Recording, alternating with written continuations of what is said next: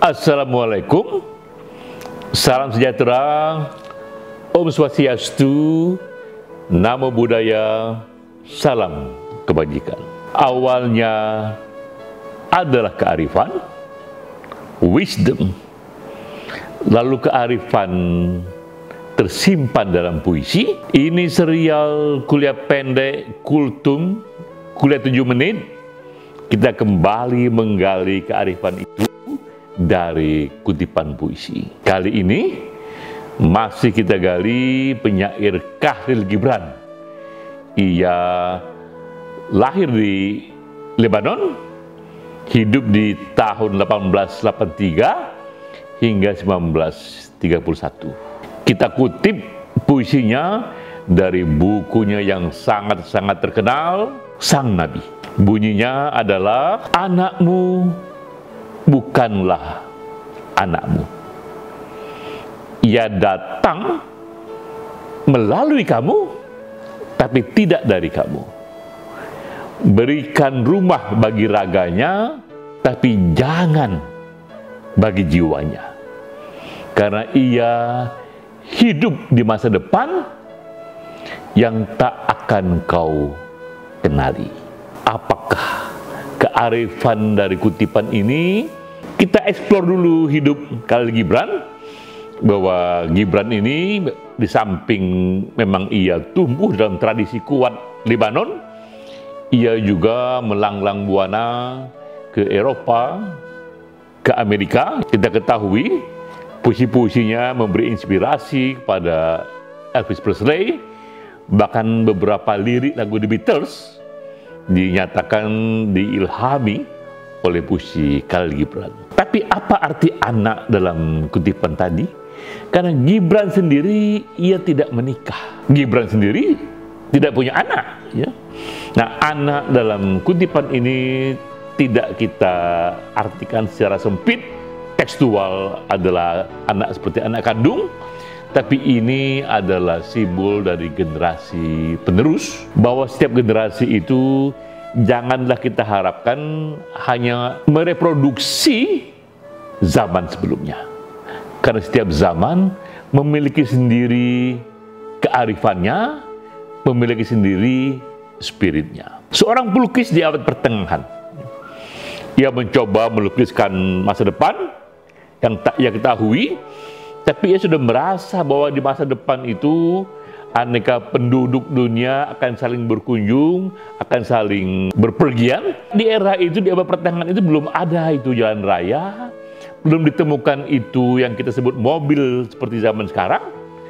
Apa yang terjadi ketika ia mencoba memfantasikan masa depan? Yang ia gambar di kanvasnya akhirnya adalah begitu banyak balon-balon bertabrakan. Di setiap balon itu ada tempat duduk dan dia bayangkan, begitulah cara masa depan nanti akan berpergian. Mereka akan terbang melalui balon-balon, dan itu berseliweran sehingga langit penuh balon-balon. Kita lihat begitulah cara mereka membayangkan masa depan yang memang tak ia ketahui. Nah, sekarang kita tahu bahwa tak ada balon-balon terbang itu. Yang ada adalah mobil-mobil yang begitu banyak, bahkan sekarang datang pula mobil listrik. Banyak contoh melihatkan betapa sulitnya kita membayangkan masa depan. Di era perbudakan, di abad 16 hingga 18, saat itu ramai-ramai kapal datang ke Afrika, datang ke Asia, mengambil para budak-budak, mengambil kulit hitam, menjadi budak di dunia barat sana. Saat itu, siapa yang bisa membayangkan jika cucu dari cucu budak itu suatu ketika jadi presiden di Amerika Serikat? Siapa yang menduga di era itu bahkan kulit hitam, kulitnya para budak bisa menjadi presiden di Amerika Serikat? Betapa berbedanya masa depan. Apa artinya ini?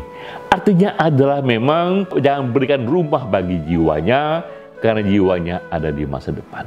Jangan kita mencoba misalnya memaksakan satu spirit abad pertengahan pada zaman sekarang, misalnya sistem ekonomi abad pertengahan ke zaman sekarang, sistem politik abad pertengahan ke zaman sekarang, bahkan moralitas abad pertengahan ke zaman sekarang, karena zaman berubah. Zaman memiliki spiritnya sendiri dan ia membutuhkan sistemnya sendiri. Apalagi kita sekarang ini hidup yang orang bilang di zaman history in the making.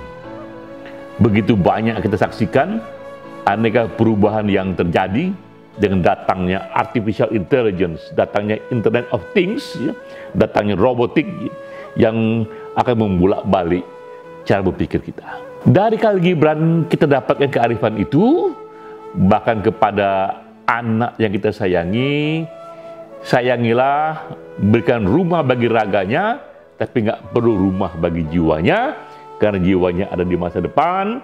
Jangan kita mencoba mereproduksi, mengkader gagasan kita untuk ditiru di masa depan, karena masa depan memiliki kearifan sendiri. Kita memahami bahwa zaman terus berubah, ya, dan mereka yang sesuai dengan zaman baru, survival of the fittest, itulah yang akan bertahan.